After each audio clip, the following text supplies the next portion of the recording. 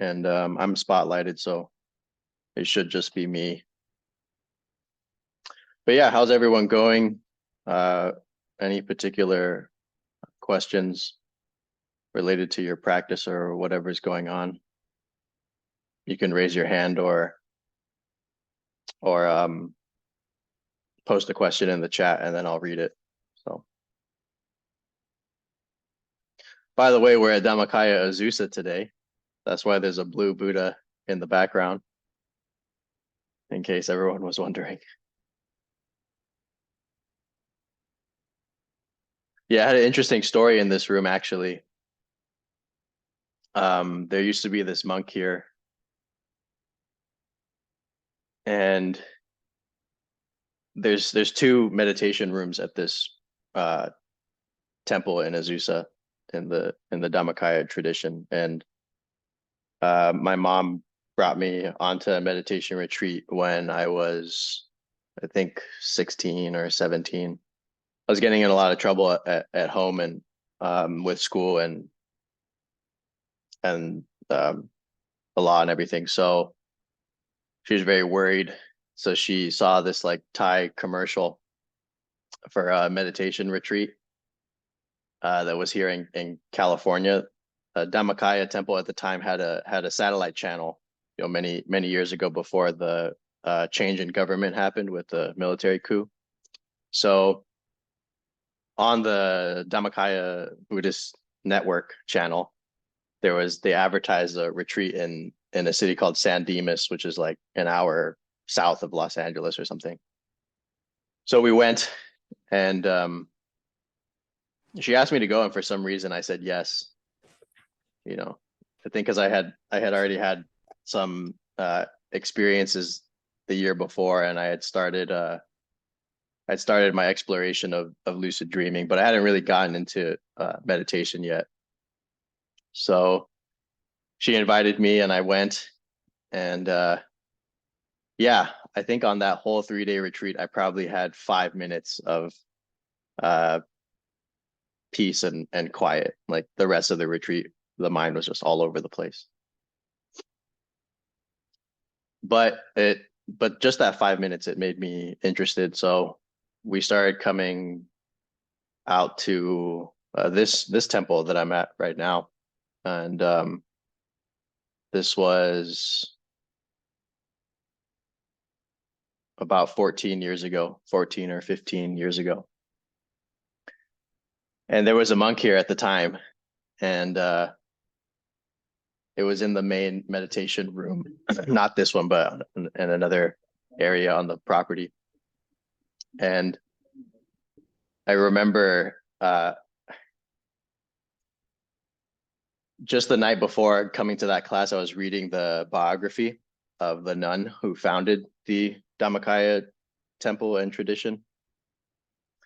Her name was, she's often referred to as grandmother, just Kunyai, but the grandmother nun is what many people refer to her as. And in her biography, she shares all these mystical experiences after her awakening and attainment of enlightenment. And in one of them, she described exploring the hell realms and the heaven realms. And when I was reading this, I was I was very much like an atheist for the majority of my my teen life. So I'm reading this and I'm thinking like this, like this can't, I don't know if I really buy any of this stuff. It's a little strange. And then I come into the meditation hall the next day and we do our sit. And after the sit was over, the teaching monk just pointed at me and he said, "So you want to see hell, don't you?" I was like, what? How is this? This is impossible.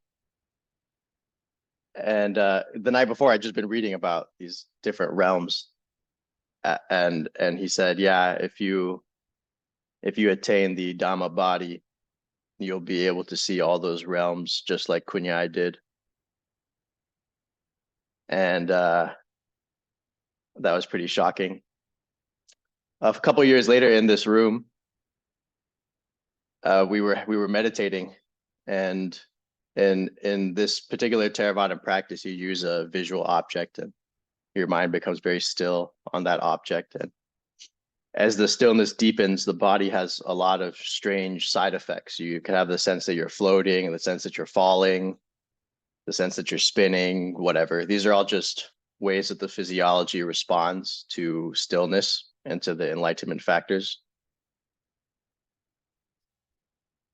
But one particular thing happened, which was very, unusual for me. It got very still, and then I started to feel that I felt as if an ant had dropped on my head, like on my face, and was crawling around my cheek and into my nose, and then it just disappeared. But the meditation was so quiet, I didn't want to disrupt it just because an insect had fallen on my face,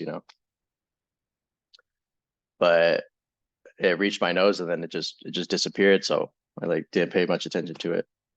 Like whatever, maybe it like jumped off of my face onto my shirt. And at the end of the session, he said, when your mind becomes very still, you might feel as if an insect is crawling on your face. And then he did the exact same pattern that I experienced. And I wanted to learn more from him at that time, but then his visa expired and he ended up back in Thailand. I haven't seen him since. So there was that story. But that happened in this room right here many, many years ago. So.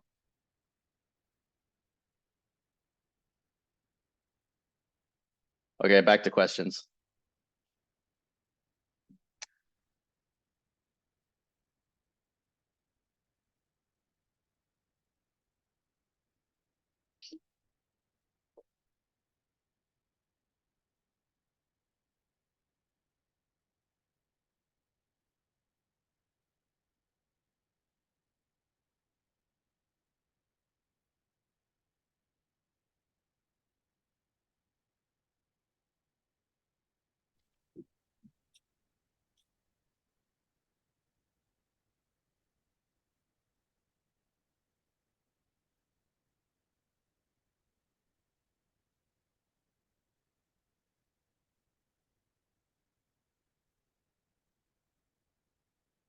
Margie, are you trying to say something?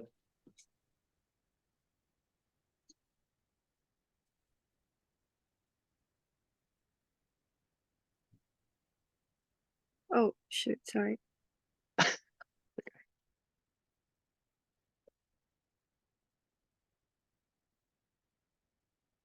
I think actually it's Marije. I think it's a Dutch name, no? Or I recognize it. Oh yeah, I'm sorry if I said that completely wrong. It's Margie. Okay, Margie. no, actually, it's weird that happened because like I do have a question, but I'm not Okay. really sure how to phrase. Actually, I was in your Wednesday talk as well, but the internet disconnected. You were talking about I guess like personal or individual will, and okay, I'm getting nervous. I'm not sure how to say. Like I don't know. I feel lost. I had my like a shift a few months ago. I'm not really sure how to like be in the world. Right.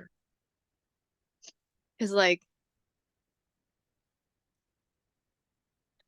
yeah, I mean, I guess I never been really interested in like normal things, and I kind of like put myself actually like kind of outside of society. Like I live in the jungle, and like spirituality and healing, like that was like my whole life. But then that like completely got destroyed in awakening. Um And I guess that sometimes I get or like right now maybe that's the fixation is like on purpose and I guess how do you know when something is, I don't know, I think like life try and express something through you versus like it's coming from a place of ego. Mm-hmm.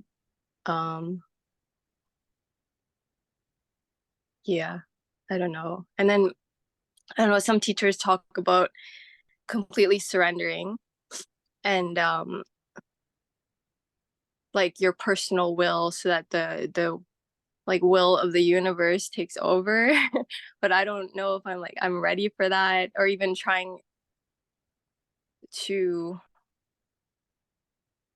I guess, like level up or like for like I feel like it's for the most part let go of the seeking because like I think life is just gonna take me there naturally, and if I try to do Mm. anything that starts up like the mind again and yeah. Try to do anything spiritual. You try to do anything spiritually, or you mean in other areas? Yeah, I guess in spiritually. Mm. I mean, I see. I think yeah, and letting go of the seeking, but it's like the mind is still strong because, but now it's like restless. I guess I mean, they talk about that because I guess it's a lot of mental energy to also like project this idea of yourself in the future of like being awake or yeah, like those spiritual goals are like go Yeah. up, but the restlessness of the mind and the energy of the mind is still there. And I'm trying to meditate more, and it's gotten like for some time I couldn't because I just couldn't. I don't know. It's like maybe it's afraid to die. Right. Um, and yeah, I'm definitely holding on to it like a security blanket too. I see that. Yeah, I don't know. No, these are great questions, and um, bravo for saying all that. I know it's not easy. I think we just lost her. Are you still there? She'll probably pop back in. Just give it a second before, and then I'll answer her question.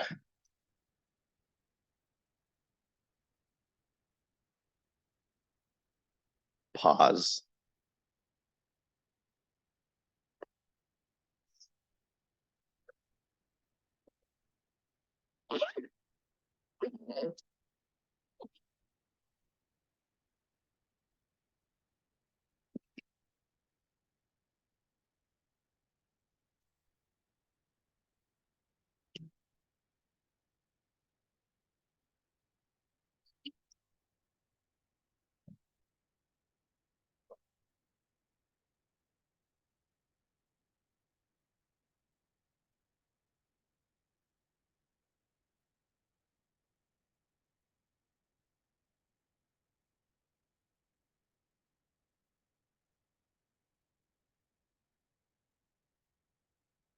Actually, any other questions in the meantime?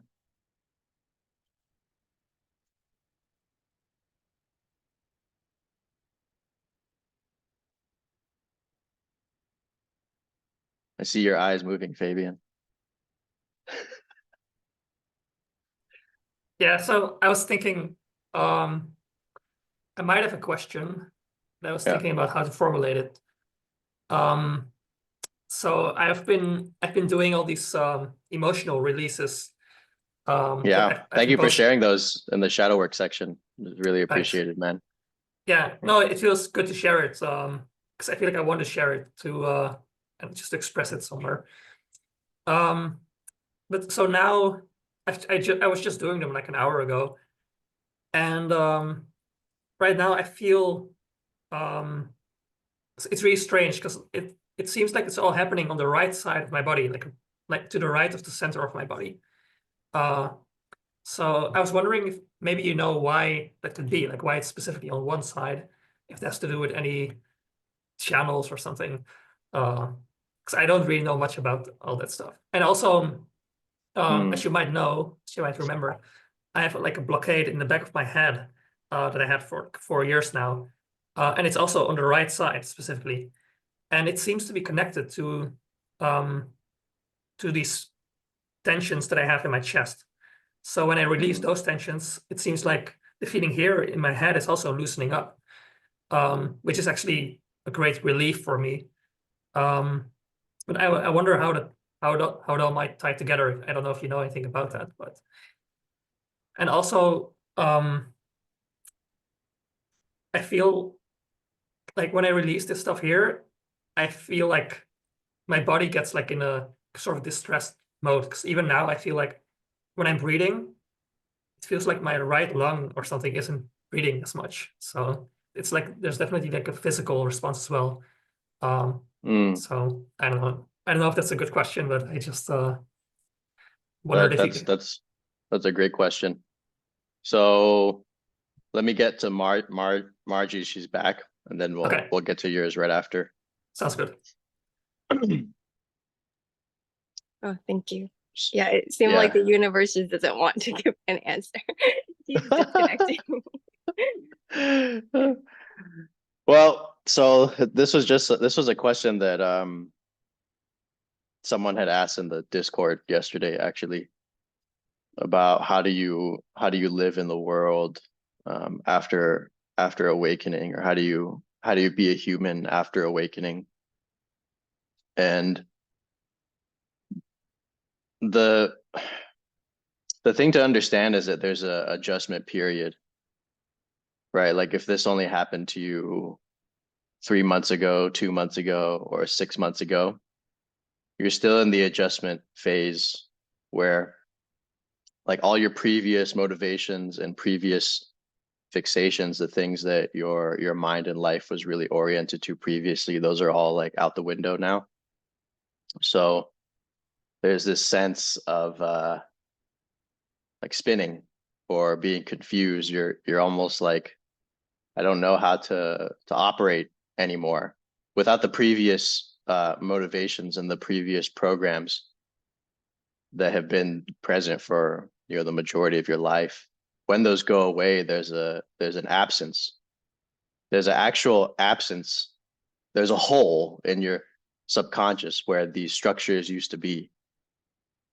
And that's why there's grief that can follow awakening, or this whole working through shadow material that begins to come up.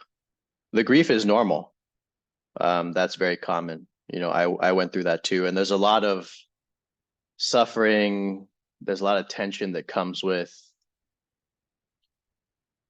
trying to fit in the world that you used to fit in. It's like trying to put a square peg in a round hole. Like no matter how much you push, it's not going to work. Once you've seen this, or once you've tasted this, once this has become natural to you, there's no, I mean, unless you have some kind of like brain injury or get dementia, I don't really see how it's possible to unsee it. You can't go back. So it's a challenge, it's an offering, it's a lesson in acceptance. You'll find that through this whole process, or life is like a simulation. You get specific lessons at different points in time, and those lessons are tied into, they're related to the awakening itself. But a good question to ask is, what's being presented now? Or what am I not seeing here? Or just a question, what's the lesson? And to consider that and to allow it to emerge. One way to get answers is to ask your mind, like go into meditation and get quiet, and from stillness you can ask a question and then release the outcome to that question. The only way to get a reasonably clear answer is to not be attached to the outcome. Like any attachment to the outcome or skewing of you want the answer to be one thing, you want the answer to be this, that will see, you can see that as corruptions of the intuitive data. So when you ask the question, really release it and surrender your preferences. And the answer may come later in that meditation, or it may appear very unexpectedly. You know, some person might just like come to your door and say something, and that will be the answer. And you'll recognize it when it appears. So, but yeah, the question of how to exist after all of this is, yeah, it's something that everyone goes through. I mean, for me, I didn't handle it very well. You know, when awakening or this non-duality first opened, I think I was 26. And I was still grieving. Even then, I was still grieving over the loss of my father. And I didn't know that I had like inattentive ADHD until I was like 29 or 30 or something. So I really just couldn't get my head on straight, especially after losing my dad. So for the 7 years that followed, or for the 5 years or 7 years that led up to the awakening, my life was pretty messy. And then once it happened, like the messiness was still there. Just like, but yeah, it took some time to accept that I couldn't go back. It took some time to accept that the life that I knew was over. And it took some time to surrender to the calling and the guidance that manifested itself to me. For everyone, it's different. You know, maybe some people, there's no sense of being called in specific directions. Like that doesn't happen, right? It's possible. But for me, the intuitive guidance and the calling was very clear, and I was asked to give up many things, and it was very hard.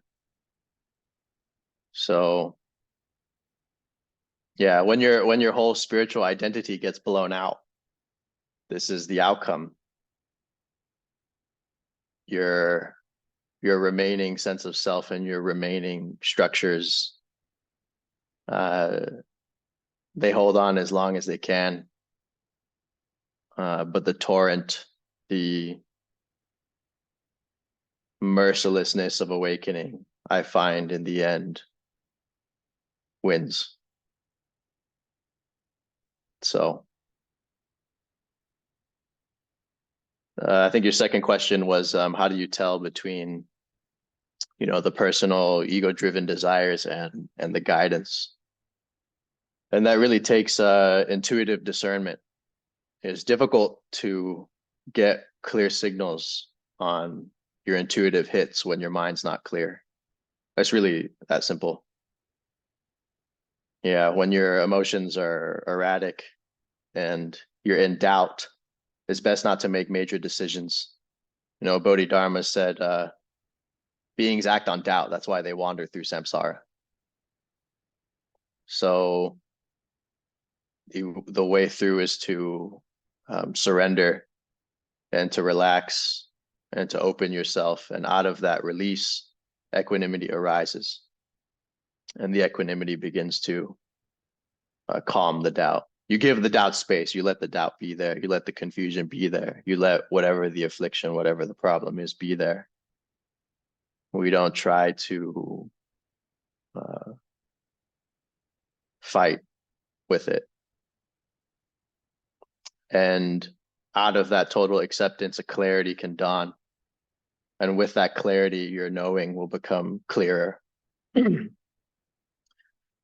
can sense, you'll be able to sense when something has arisen, and it's like you've received this vision and it's been given to you to be brought forth, right? And there's a difference between that and just like something that you want for personal reasons. And there's nothing wrong with things that you want for personal reasons. Like I don't think there's anything necessarily wrong with that. I mean, if as a person you really, really want something, go do it. I mean, what's the issue here? We have this idea that because of non-duality, because of spirituality, we have to completely like abdicate, shut off, and do away with personal interests. But the point is that like they're there irrespective. You just suppress them until that whole structure is wiped out. It's there. It's just that it gets pushed to the wayside or it gets pushed in a cupboard. Yeah, if there's something you really want to do with your life, do it. Don't let spiritual ideas or awakening get in the way of that expression. You know, there's this absolute and relative views, relative perspective. They're not different realities, but they're different perspectives, different angles on the same gem of reality. From the absolute perspective, there's nothing to do, there's nowhere to go, because everything that you do and everything that you don't do, and everywhere that you go and everywhere that you don't go, it's fundamentally this. Experience is continuous, it just has countless forms. That's the absolute, sure. The relative perspective is that each person has a unique design, and there are certain and that there is destiny, and the design, the physical design, the spiritual, emotional, and psychological makeup is the manifestation of this destiny that comes from a deeper level, a deeper layer of consciousness outside time. So it's not that I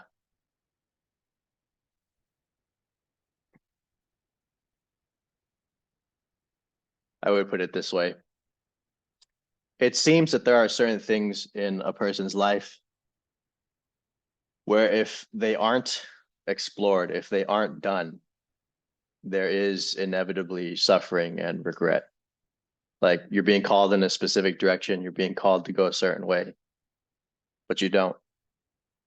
And for some reason you wonder why you're miserable and that nothing works out. It's like there's this movement, there's this wind that is attempting to roll you or guide you in a specific path. You know, like when leaves fall from trees, they all have their own particular way that they fall all the way to the ground. They're all leaves, right? I mean, that's not something that changes. That's not something that increases or decreases, but this falling movement is very particular to each leaf. And I see people the same way. Every single person has a particular trail forward in time. And every person has these particular choice points, these particular important junctures, very important lessons. So I think you had a, I think that summed up your question, right? Was there like one more?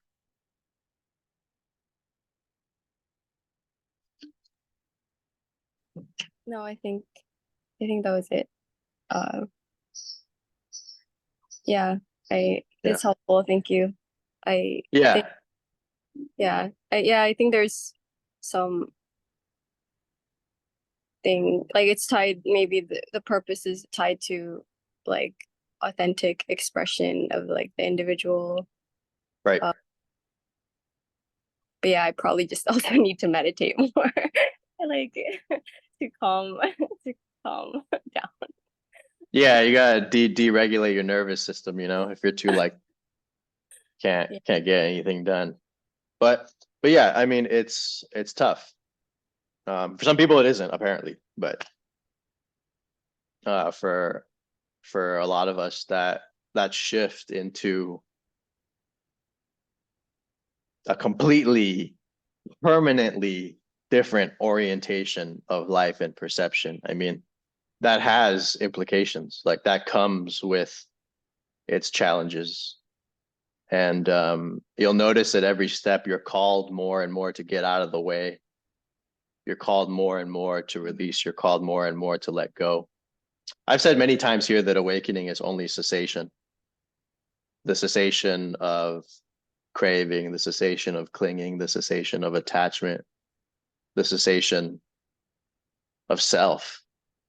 So that's why it seems like why is it that at every stage this suffering or whatever is happening, why is it that it's crushing me? It feels like as time goes on, I become less and less transparent. Like this whole thing is a freaking continuous vanishing. I didn't ask for this. What the fuck is happening? Yeah, yeah. Yeah, right. I tried, I tried very hard to hold on. And I couldn't. So, but that's just me, if you can, if if anyone here is able to hold on, by all means, don't listen to me, So, yeah, the person in the chat yesterday asked about like integration, and yeah, they asked about integration and what was it? Yeah, like being more of a person. And for a good 20 minutes, I would like type something out, and I was like, no, this is not gonna work. And then I type something out again. I was like, no. I type something out again. I was like, no. And then I literally I just tagged Nika and Yaz, and I was like, I think you two are better equipped to answer this question of integration and how to be a person, Because like I don't know. I mean, I appear very human, right? Like, I hang out with friends and we never discuss awakening. They know nothing about anything that I do in this area. People that I still went to high school with. My closest friends, or some of my closest friends, they're like making money and have all these addictions, but they're my brothers, so I can't abandon them.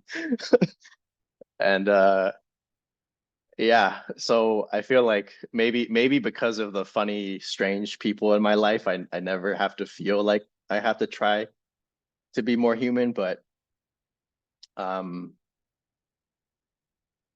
yeah, I don't know if I can say I'm I'm an integrated person, or that like I'm like adept at being human. Yeah. I'm able to do things in time. I take care of my family, but there's no sense that like I'm a human. My body is literally just points of contact in space. And my life is just memory. If there's no memory, there's no life. When I enter states where my memory is not accessible, I have no concept of Ryan. When I'm in states where this body is not present and there's just consciousness, like dreamless sleep or any of these formless realms, there's no sense that I exist at all. There's no self-reflective consciousness in many of these states. And because of my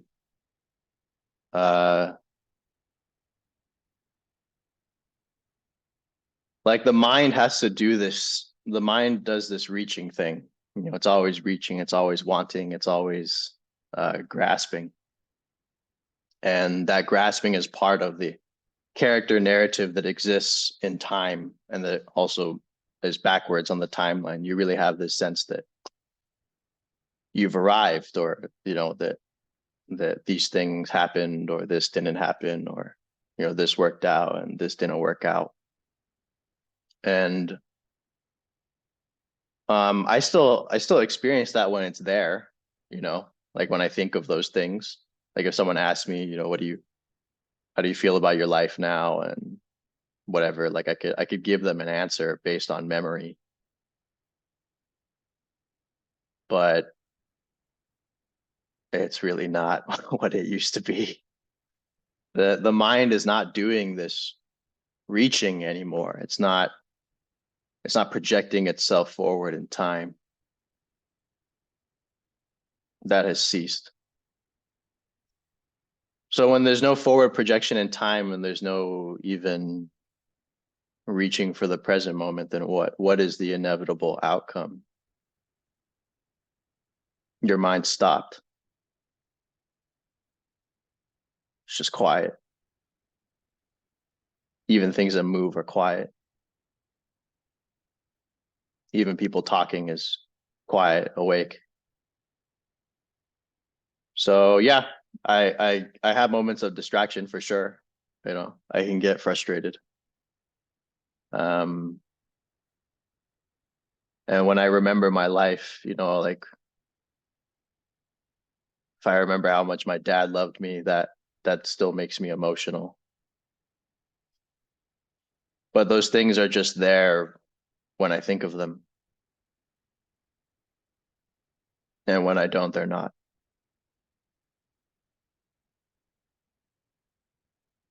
Awakening is cessation, is death before death, and life within life. And I understand that many of you didn't ask for this, you know, you didn't have a moment like I did where you were on your knees before all the Buddhas and the masters and the teachers, and you said, liberate me from pain. You know, some of you didn't have that. So, but there is this thing in life called surprise and destiny. So even if you don't necessarily choose something, if it's part of your karmic lot, if that's what has happened, it's best to accept it. It's like, I mean, you could say it's kind of like a terminal disease. You know, if there's no hope, then the only way forward is acceptance. If there's no recourse, if you can't really go back, then what the heck is the point of resisting it? For some of us, it's like trying to fight gravity. Like, it's totally pointless.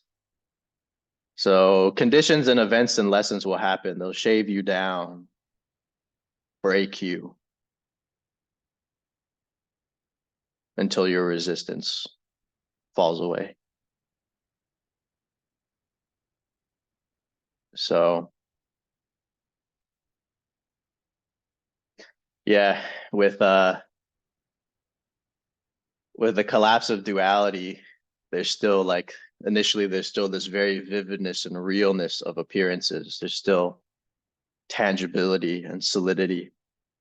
It's just that the tangibility and solidity is immediate, but as the deconstruction continues and as the awakening deepens, the solidity comes undone. So all of the aspects of the experiential field, the body, the mind, thought, memory, perception, volition, intention, attention, seeing, hearing, tasting, feeling, touching, perceiving.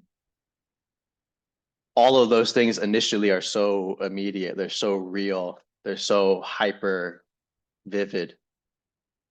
And then it's like they holographically become emptied, either immediately or over time. So you arrive at the point where there's really no sense that there's a path. There's no path to the immediacy of experience. You're either noticing it or you're not. Whatever we define as a fruition is just another configuration of experience. So there's no fruition. The stages of awakening are just your mind appearing as that particular level, that particular stage of letting go, that particular degree of released. But they're still the same field, so there's not even stages.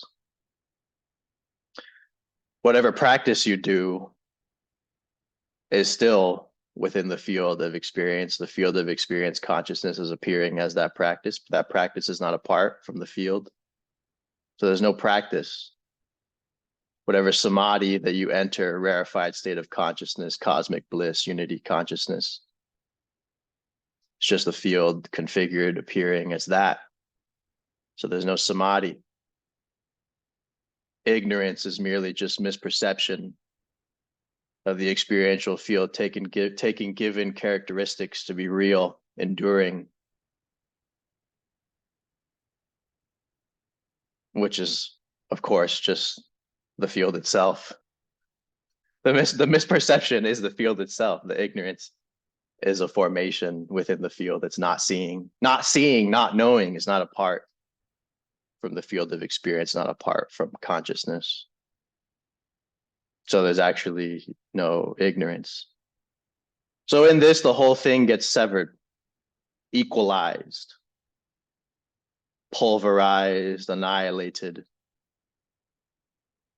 into a spontaneous sphere of unborn, wakeful splendor. Everything has that quality.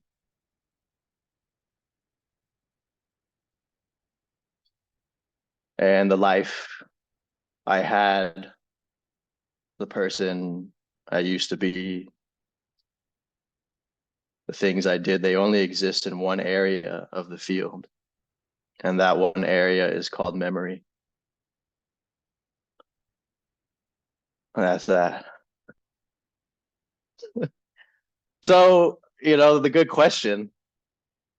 question I've asked many times is why the fuck would anyone want this?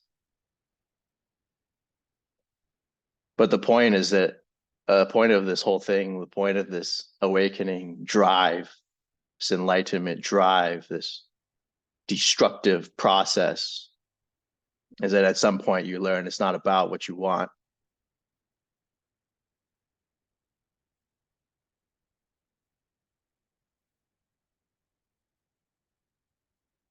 Has nothing to do with what you want. Reality, awakening, God, Buddha nature, of which that wanting, of which that personal volition and ambition is emergent, is a part of, it's just a little program in a very large, main, vast, multi-level, multi-layered quantum supercomputer we call reality. And just like those personal desires and those personal initiatives, they're just like the you really want to like go to In-N-Out, or you really want to eat some kind of food. You like really, really, really want it, for like good 20 minutes or something, however long it is.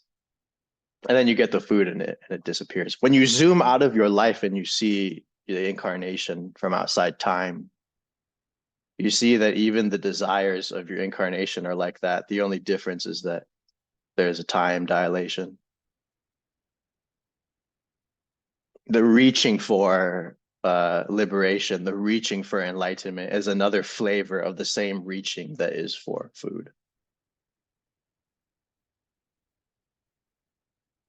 It just looks different. It's the same, this. And there's nothing in my opinion to do to kill that reaching. The reaching is fine. It's awake, just like anything else. You just let it be. To actually do something about it generally just makes it stronger. To want to kill your ego, is like trying to kill a demon from a dream that you had last night. You just wake up and you realize, oh, this is just a dream. So you spend 40 years trying to get rid of this thing that's not even there. And if you're lucky, you see that the personality structure that the entire spiritual effort, spiritual enterprise is attempting to destroy It's just a formation emergent because of ignorance.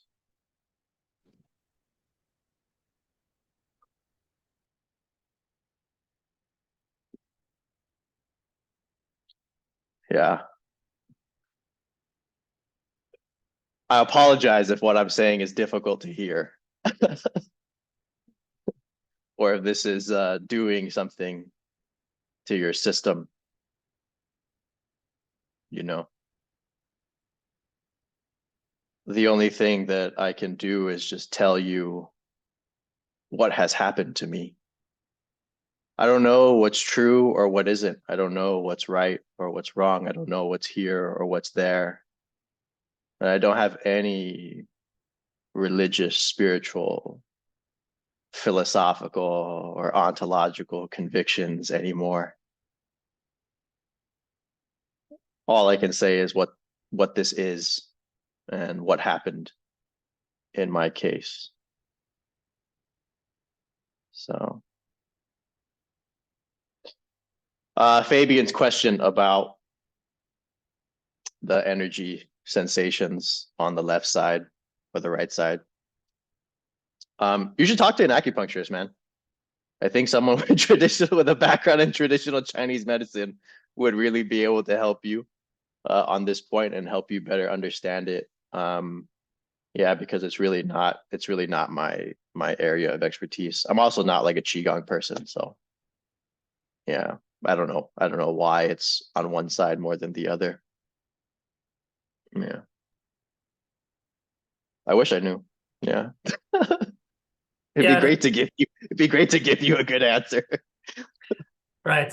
Yeah, that's fair. I might go to an acupuncturist or someone else in the future. But now I really feel like I really have to kind of explore it this way. Because I really feel very strongly about that this is like the right path for me right now. So that's why I want to continue doing this for a while. Yeah. Like I'm noticing that I make like a lot of progress. So Good. Yeah, keep working through all of that shadow material. It's very important for everyone. And I still do it. Like 2 weeks ago, I did feeding your demons with all of you, and I think recently I did a feeding your demon session for the demon of not trying. You know, like for me, and when I was a kid, like 7th grade or something, my dad like unexpectedly like pulled me out of another school and put me in another one. Because in the US, there's like this school districting thing. There's these lines between the cities. So if you're on one side of the street, you go to this high school. If you're on this side of the street, you go to that high school. So if you're on this side of the street and that side of the street happens to be the better high school, people on this side of the street will ask people on that side of the street if they could like put their information on their utility bills, like fraud basically, so they could get their kids to that high school. So my dad did this, to try to get me into the better high school in the area. You have to like be at the middle school that's on the correct side, or the side of the street that you want your kid to go to. So he pulled me out of school in 8th grade. And at the time, my dad was already becoming pretty distant because of his addictions. So I really felt like, my situation at home was not like a stable, safe, secure place. So I really projected my sense of safety on my friends in middle school. They were really like my enclave. And up until that point, I always tried my best at school. Like did my homework, did everything. Just really, really tried hard. Still wanted to make my parents proud and all of that. And then he shifted me to this other high school. And for some reason, it just like broke my heart so much that like couldn't graduate with my friends that I had been with for the last 2 years. And I hung out with we hung out together like 3 hours a day, every day after school. So it was very sad for me. And it's interesting how in a moment of pain, to deal with the suffering that has occurred, you'll notice that a decision is made. Like let's say you get your heart broken and it hurts. The decision is, I'll never trust women. I'll never trust men. That's the decision that allows you to cope with the psychological trauma and the emotional trauma that has happened. You're like, okay, I'm going to decide this, so therefore I won't have to suffer from this again. So in that moment where I was like taken to another school, dropped in another one, and I was like completely this new kid, I just decided like I don't give a shit anymore. Fuck everything. So then I started selling. My life in drugs and trouble began when I was 12 and 13. And it started in that one little moment where I felt so betrayed to be ripped from my friends. And that whole habit of not giving a shit, not trying, not applying myself as much as I could, it infected every single area of my life except one. There was one area that was immune to the demon of not trying, which was meditation, spirituality, and awakening. But every other area, more or less, was a slave to it. So I did a feeding your demons thing for this like demon of not trying, you know. And it actually appeared as a leaf, strangely enough. It was like a leaf, a heart-shaped leaf with these eyes. And as soon as I switched places with it, like the rage just exploded in rage, you know? There's so much rage. I was like, oh my God. So then but it was just like the energetics of rage. Like I wasn't mad at my dad or anything like that. It was just like really strong energy. And you know, I dissolved my body into the skull cup and chopped myself up and like fed it to myself as the leaf. I was like, gulp, gulp, gulp, gulp, gulp, gulp. And then it turned into some protector thing. And yeah, I'm like going to the gym now. It's crazy. It's really weird. So the it's important for the sake of improving the conditions of your life, because there's a line between non-attachment and negligence. I think for the spiritual teachers that it's easy to mistake negligence for non-attachment, or to justify negligence with non-attachment. Like, you didn't want to take the discipline, you didn't want to do the upkeep to take care of your body. Now you're 65, you have diabetes, and your legs are going to get chopped off. Yeah, like getting your legs chopped off, like, yes, that's another occurrence in the experiential field, but it seems like it would be a pretty uncomfortable and useless occurrence if all it took was some maintenance along the way. like it doesn't, these different areas of our lives, it doesn't need to be like this big thing, like, oh, I need all this motivation to do it. Doesn't have anything to do with motivation. Do you think I'm motivated to meditate? No, but I do it anyways. It's just part of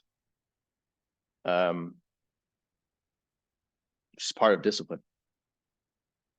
Yeah, a lot of times, well, not lately, but many times in the years that passed, especially, you know, when it was just like 5, 6, 7 people, and I was going through some very difficult periods. A lot of times I didn't want to show up to teach.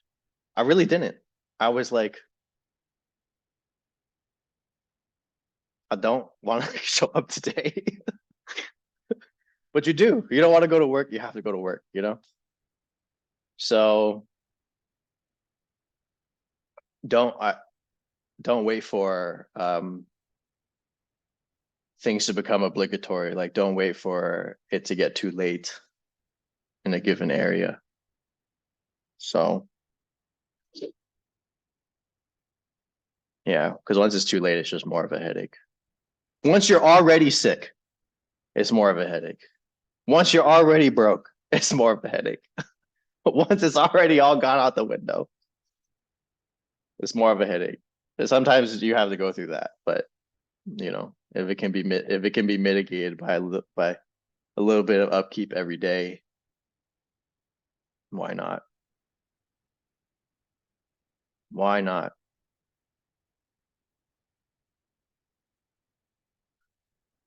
Let's see. Oh, huge thing.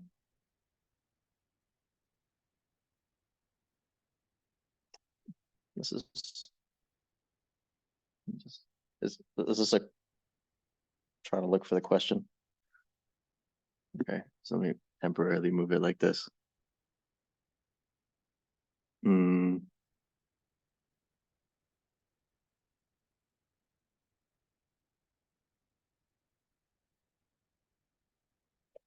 Okay, so to summarize that question, it reminds me of there's the line between dispassion, non-attachment, and negligence. We should ask, like, am I depressed? That's a good question to ask.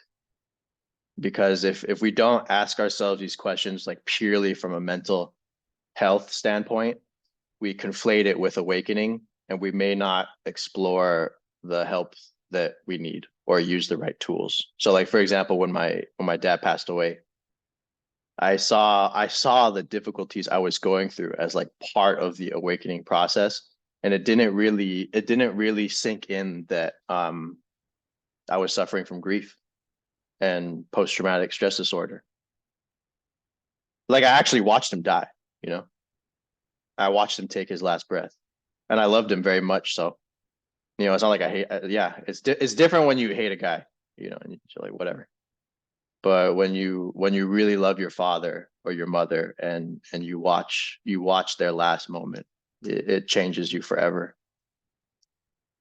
So I'm suffering from PTSD, can't feel anything for a year. I barely even remember that year, honestly. And the whole time I'm thinking, Daniel Ingram, I'm in the dark night territories. When is cessation going to happen? I need to go on a retreat, but I can't get away, blah, blah, blah, blah, blah. No, I was just broken. Like, yeah, the awakening was there. The awakening, of course, like these spiritual experiences were happening, whatever. But like fundamentally, I was broken. And in hindsight, I did not handle it well, especially in the beginning. I should have asked for help. I should have gone to support groups. I should have talked to more people.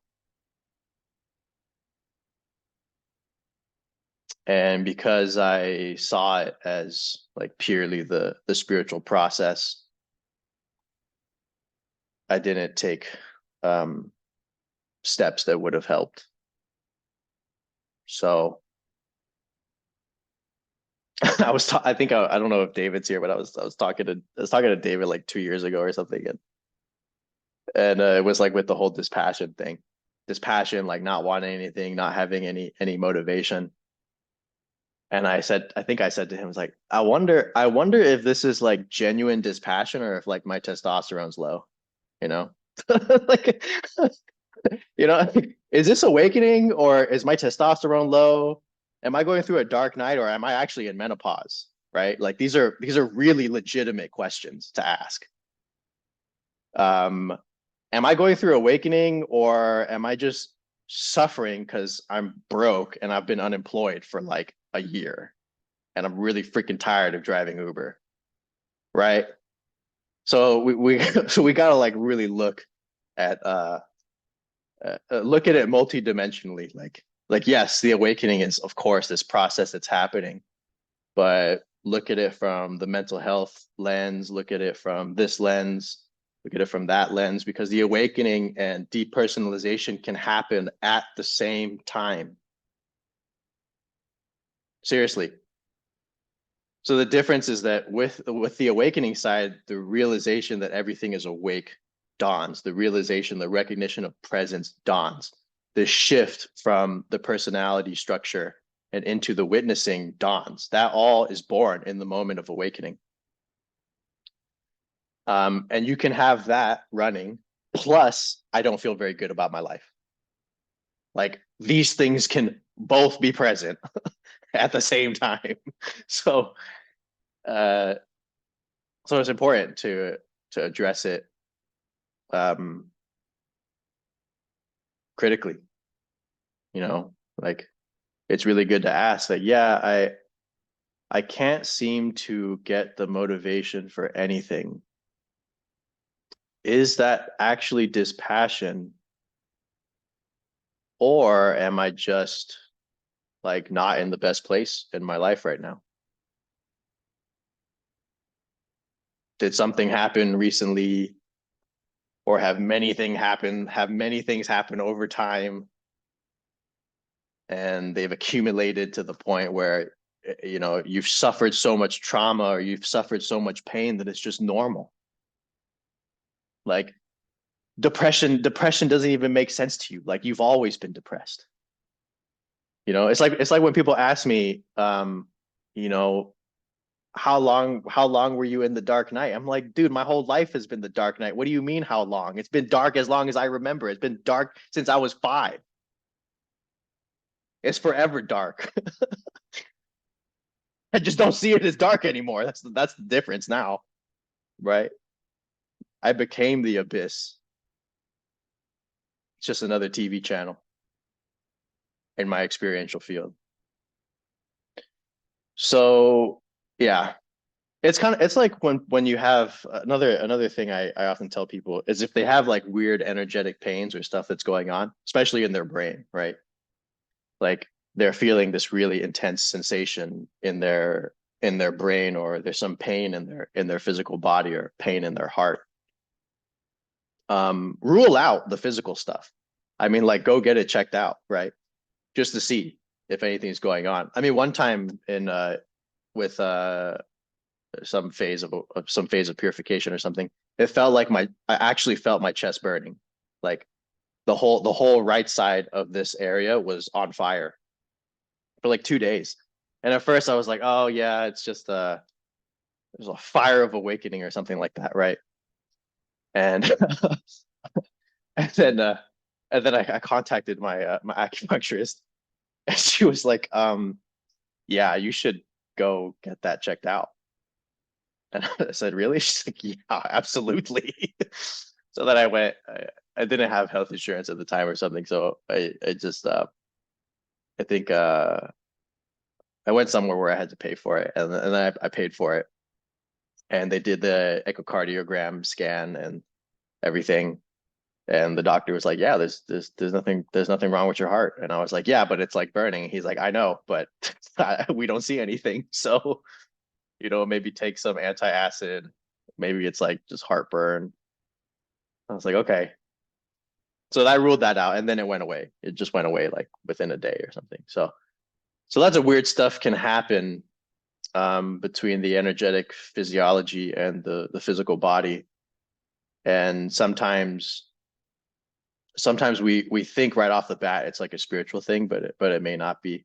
There's a really good story that my friend Kevin told me about like this guy who he had a third eye opening, but it was within the context of like devotional Christianity, or you know, that ecstatic Christianity where like they're in the churches and they're like, you know, doing all this stuff, and like how they're like singing and dancing, and like there's this whole psychic prophecy stuff that is tied into some of those groups. So he's like having these really crazy visions, and he ends up going on like some crusade in the Philippines where he's like healing people, and you know, the visions are still running, and part of his whole thing was that like he really was experiencing psychic phenomena and telling people things about them that they couldn't possibly know.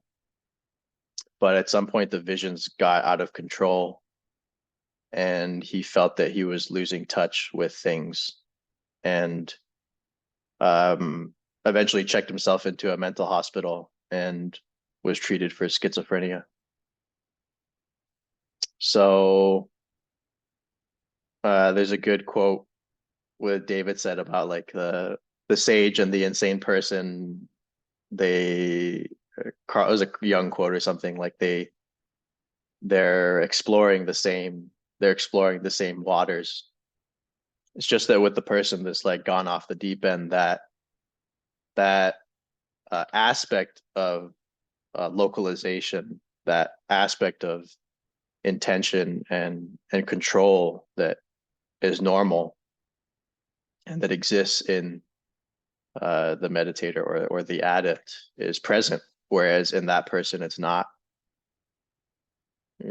And their dreaming consciousness, their daydreaming faculty, for whatever reason, takes the forefront of their consciousness, and they can't distinguish between reality and fantasy anymore. So yeah,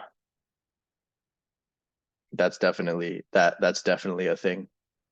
So don't always look at it from the context of, for sure, it's like whatever you think it is. Rule out rule out any physical stuff right off the bat. Yeah. I didn't say this to like freak anyone out about whatever they're going through, or like make you have the sense that, it's like there's no legitimacy to your experiences. It's just like mental health stuff. I'm really not saying that. I'm just saying rule it out. Yeah. If you feel like a little unstable, rule it out. Talk to someone if you have to. Yeah.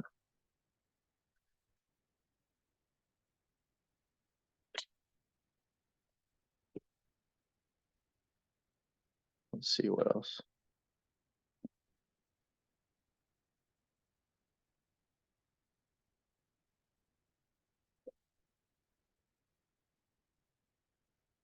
A final point on this was a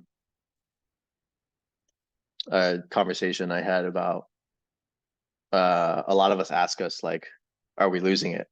Like, am I really losing it?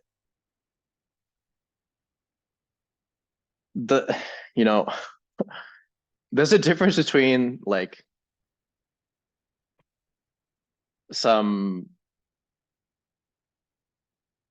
misunderstanding and like literally being lost in time. I mean, if anyone here actually has had a psychotic episode or has experienced that, it's not it's not like this thing you would be unsure about, like yeah, at least if your coherence is still there. If your coherence is still there, and really this whole like psychosis thing opens up, like you're definitely gonna know that you are lost in time and that you're not able to localize in the present moment.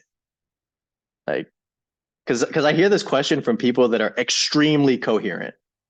I mean, like they're doctors, they're psychotherapists, they're business people, have kids, able to do things in time, able to function. They think a lot.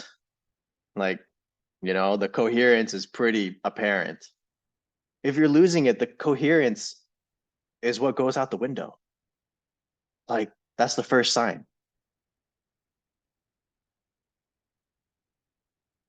The not being able to stabilize in time. There was another person here too who talked about how they started having visions from all the third eye opening stuff, and they went to a mental hospital, and she's told them, yeah, I'm seeing all this crazy stuff, like I'm not okay, I need to stay here. And they were like, okay, I understand what you're saying, you're too coherent for us to give you antipsychotics. Like, we don't know what's going on with what you're seeing, but you're not having a psychotic episode. So goodbye. Like, we don't have an explanation for what's going on, but you're definitely not crazy. So yeah. So I think for most of you, it's not an issue, and it's not gonna be one. So yeah. It's just that if you came from this like materialist, atheist, reductionist worldview of life, and you had that for 35 years, and now like everything is completely different. I mean, everything is different. The stuff that you didn't believe in at all, the stuff that you made fun of other people about, now you're doing at 7 a.m. in the morning, okay? You're reading the Law of One, talking to people who are channeling aliens, and you're just sitting there and you're like, how, like how did I get here? You know, like how did this happen? That's pretty weird. Pretty weird.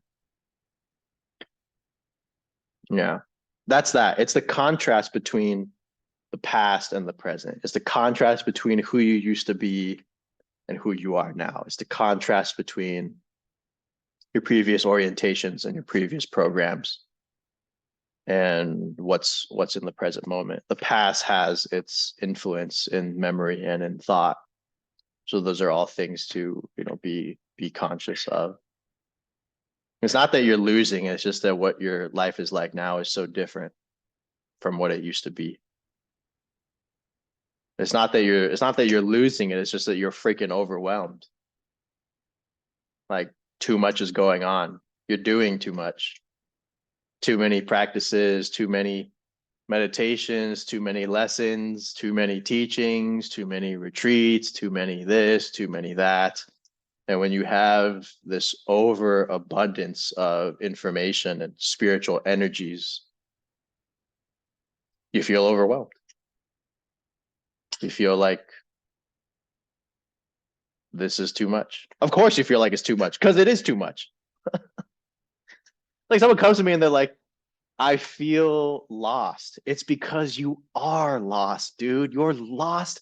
You are fucking lost, man. You are out in the woods. No one's gonna find you, dude. You gotta calm down and just like remove all of the extraneous activities. Stop.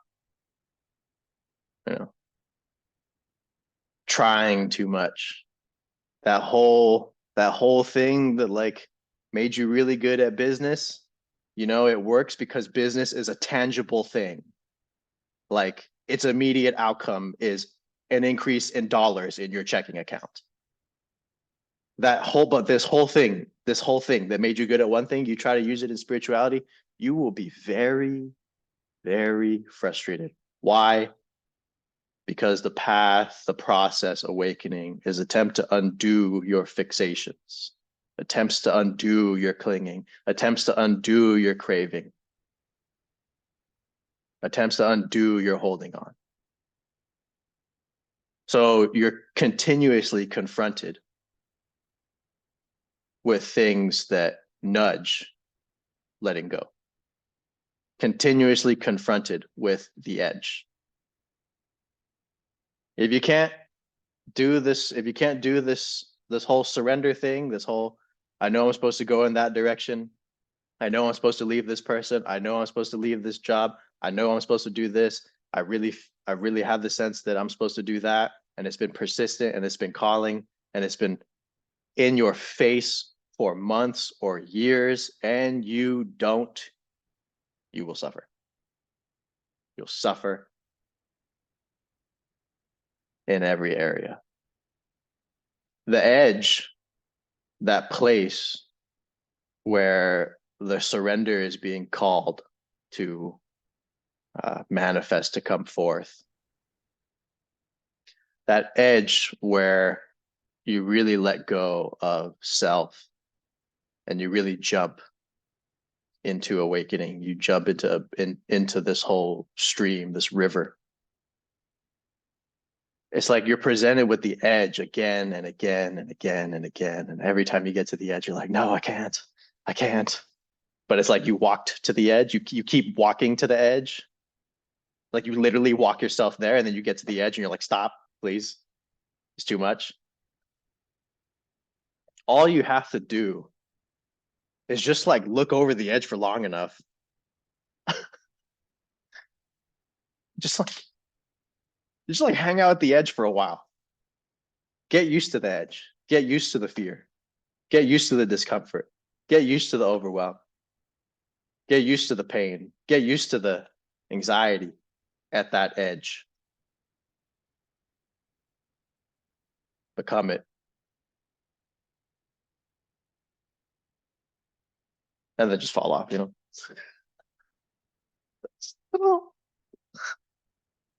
The little building blocks of your structures. So, but that's the thing. They're like, why do I keep walking to this edge? Like, what the hell am I doing?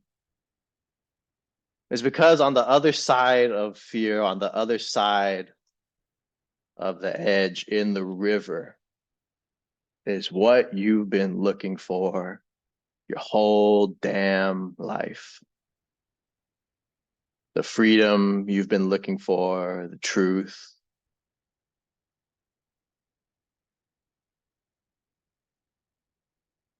Love. Unconditional.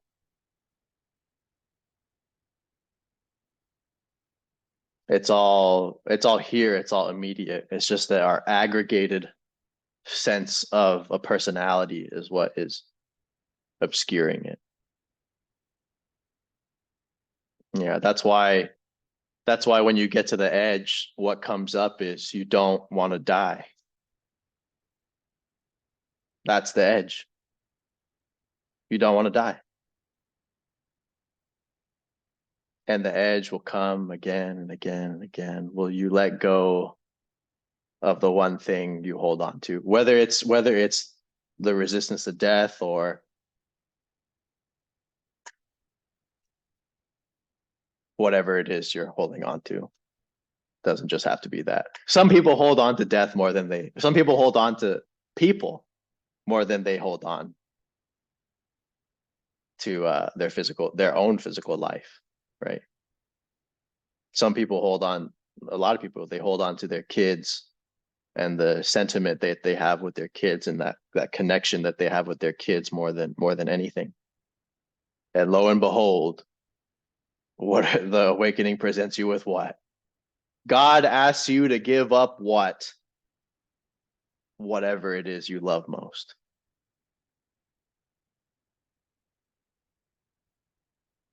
Doesn't mean you give away your kids, obviously, right? Like that doesn't make any sense. It doesn't mean you stop existing if spirituality, if awakening is the core final attachment. But that is what you'll be asked to surrender. Whatever it is that is being held to will be asked, will be requested of you at some point. If you're, I guess, trying to go the whole way or whatever, you know, maybe there are some people that can keep all of that, but in my experience of it, wasn't the case. It's strange. It's like when you look at this from outside of time, it's like the full blowout and the awakening has already happened outside of time, but like you're just catching up to it inside time. Outside of time, the whole thing's blown out, like whatever. But inside time, there's this whole like momentum through the process and the ups and downs and the changes and all of that. But it's almost like if awakening happens when you're 45 or at whatever age it is, it's almost like the phases that happened earlier in your life were echoes, reverberations from that initial like colossal destruction of self and duality. It's like it blows up and then it just reaches back through time. And that was the awakening that happened at 26, or like that was whatever. But it was really just the echoes of some supernova event that happened in the timeline in the future. Could be possible, you know, you don't have to take what I said seriously just now. could be completely wrong. But let's see another question.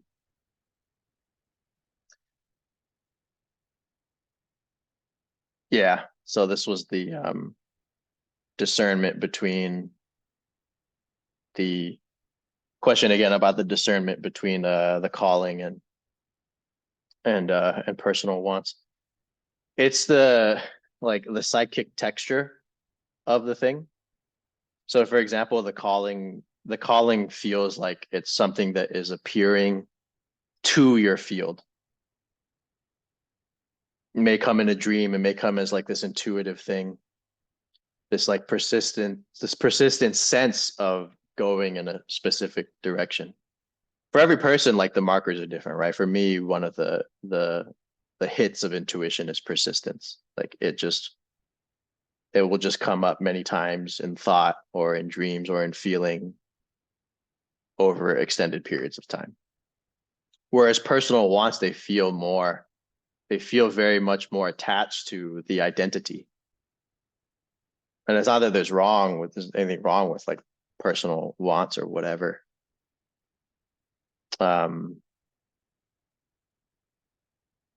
Yeah, like if you have the personal desire to change a job or move to a different state, I mean, or to date some person or to date some other person, it's like, do whatever you want.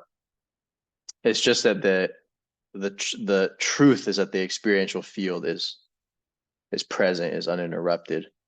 So the ignorance is that in the acquisition of that desire, it will somehow like increase reality or increase our awakening, when really the awakening is present, uninterrupted as it is. But yeah, with the personality or the ego given desires, generally the ones that are surrendered are the ones that are not useful or the ones that are harmful to yourself or to other people, right? Like if you want to take your kids to Disneyland, that may not be some guidance thing, but it just may be like, yeah, I want to do something nice for my kids. Like it doesn't need to be this guidance thing, but it's important to see, what part of a given desire or a given motivation is that coming from? Like what part of our psyche, what part of our story, what part of our character and time is that given personal, quote, ego-driven desire emerging from? Yeah, like you want to lash out at this person, you want to get back at this person, like clearly ego-driven, but see where that's coming from. And of course, in my opinion, I think harm should be mitigated to the best of your ability. Yeah, I remember I was in a class with a Zen teacher, and he's like, you've been meditating for 10 years, but you're still quick to anger. Like you've been meditating for a long time, but you may still be willing to fight and argue with people, and knowing that it doesn't produce anything, but just doing it because it's a habitual tendency, it's a habitual pattern. Those I recommend giving up. Yeah, because it just doesn't help anybody. It doesn't help you, it doesn't help them. Afterwards, you usually feel like it's a waste of time anyways. So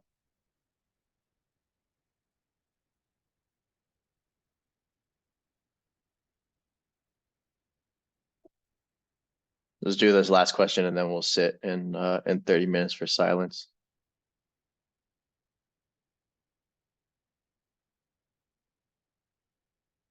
Yeah.